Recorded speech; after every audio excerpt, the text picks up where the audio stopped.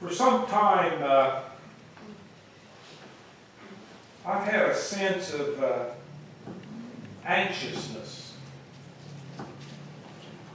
And I couldn't quite put my finger on the cause of it. I wondered whether it was Dawn and I's rapidly approaching life change of retirement, and what that would mean toward the call that God had placed on my life. Maybe it was trying to find a home that suited Dawn and I's expectations.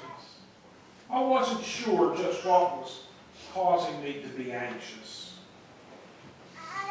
But after reading this morning's scripture and an article on the umc.org website that featured tips from Reverend Craig Gilliam of Just Peace, and he was also the author of our Gathering Words this morning.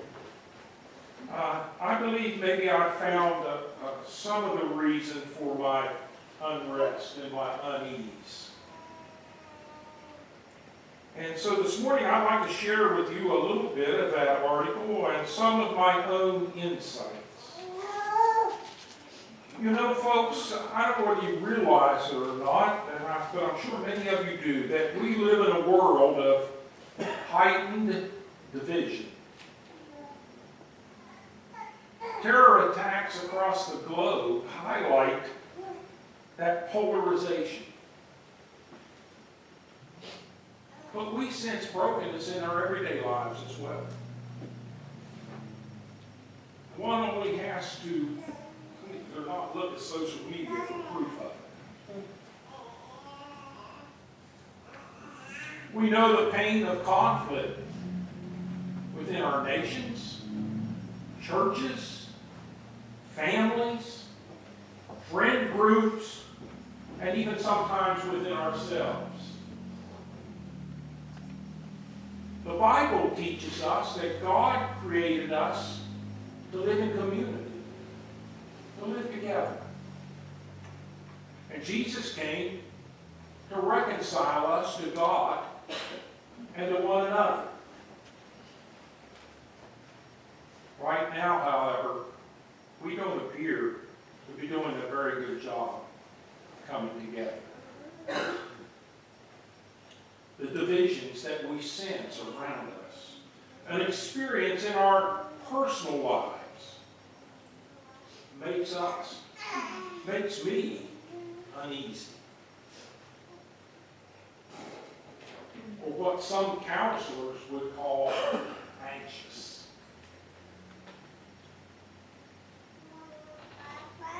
Gilliam says that we're living in an extremely anxious culture, where we tend to rely on emotional reactions rather than reasoned responses. And you probably see this, as I said, every day on your social media feed. And the heated exchanges between those who disagree. In our anxiety, he reports, we do each other harm in ways that we don't even know we had the capacity to do, or in ways that we're not even aware we are doing it.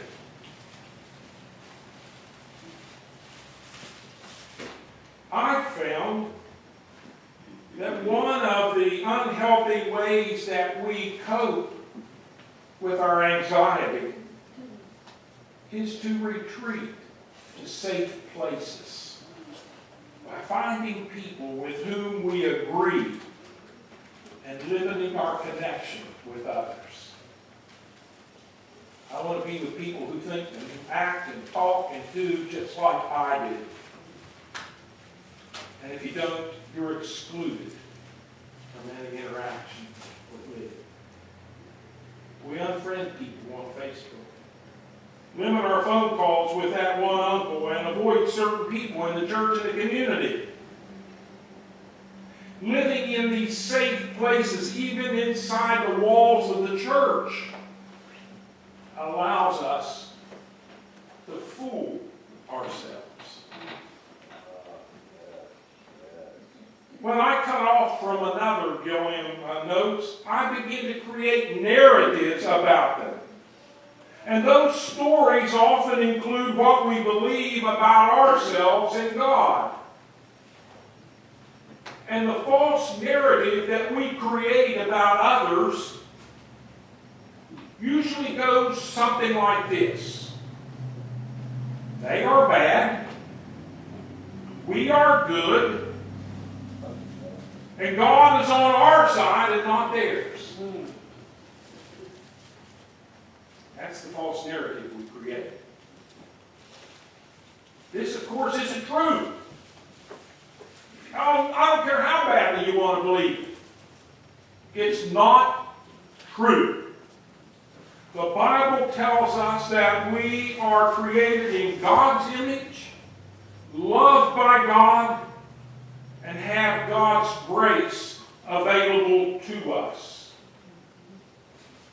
In Genesis 1:27 and 28, we find the words that God created humanity in God's image. In the divine image, God created them, male and female, and it goes on to say, God blessed them. In the very beginning, God blessed all of humanity. All of humanity, even those we disagree with. And God has never withdrawn that blessing.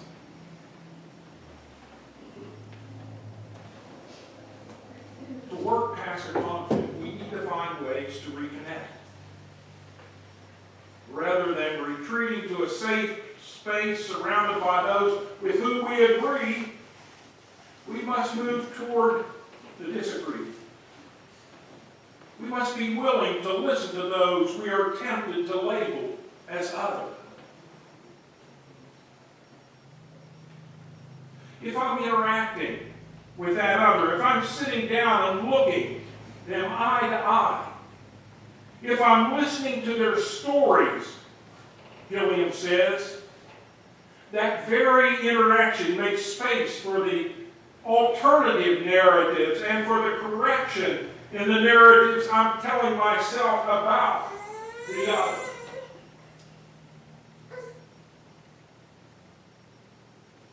In church, worship, Sunday school, choir, Bible studies, prayer groups, committee meetings, and Holy Communion, all these bring us into contact with those that we might find difficult, reinforcing the true narrative that we are all God's children.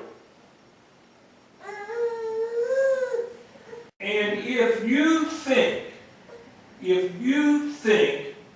that everyone in this church right here believes exactly as you do, you're fooling yourself and trying to retreat to what you think is a safe space.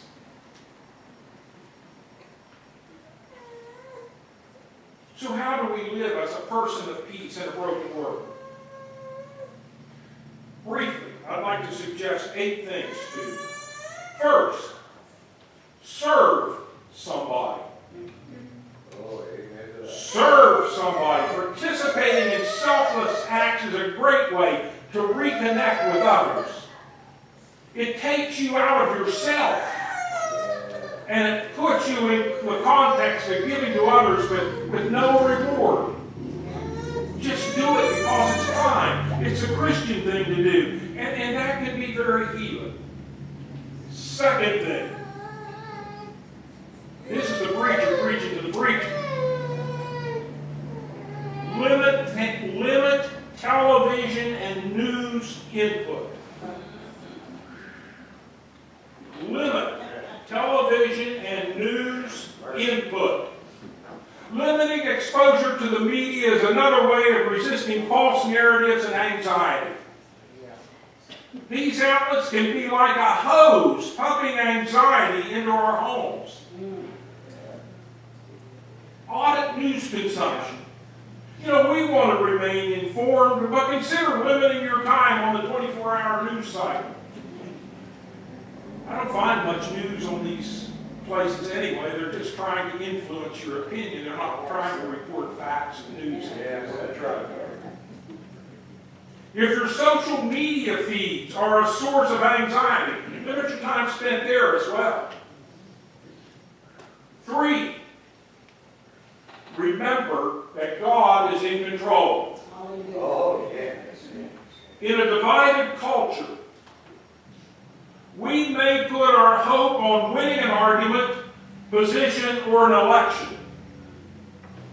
While governments and other organizations hold a great deal of power in our lives, God, and God alone, is ultimately in control. Yes, yes. Going to church, reading the Bible, and spending time in other activities that recenter us are helpful. Here I am preaching to the preacher again. 4, hit the gym.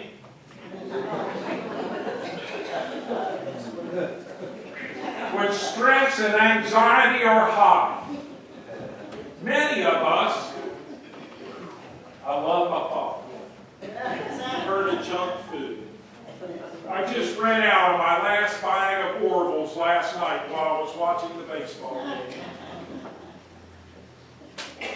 Others stop exercising. That's me. Well, I used to ride my bike almost every day when we first moved here. And it seemed like life got too busy. I didn't have time to do that anymore. And I've suffered because of it. Not just so much physically as emotionally and mentally. Turn to eating well. Join an exercise class. Start walking, jogging, or riding a bike. God created us to be complete beings. Body, mind, and spirit are all connected. 5. Here's an important one. They're all important, but here's one. Spend time with friends. Be with those friends that when you're around them, you're just a better person. Spend good quality time with people you love. Don and I will get in to see Rich and Carolyn tonight. 6, listen for the invitation. Reconciliation is a journey. It's not a one-time act. Our peace will differ from others. We can't force it. There's nothing worse than rushing something that's not right yet and not heeding when the time is right. And sometimes we need to accept that a relationship will never be reconciled. So quit beating yourself to death over it. 8, and last, stay in love with God. Stay in love with God. Some of you studied with me Bishop Reuben Jobe's summary of John Wesley's general rules. Do no harm. Do good. Job says, stay in love with God. Wesley said, attend to the ordinances of God, which is it's kind of the same thing, to stay in love with God. And when we do that, we can overcome the conflict and grow from the experience. Do no harm. Do good. Stay in love with God. We live in a world of heightened anxiety. So let's do no harm. Let's do as much good as we possibly can. And let's stay in love with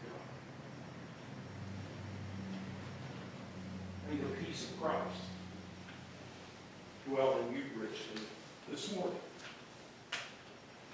and each and every day of your life.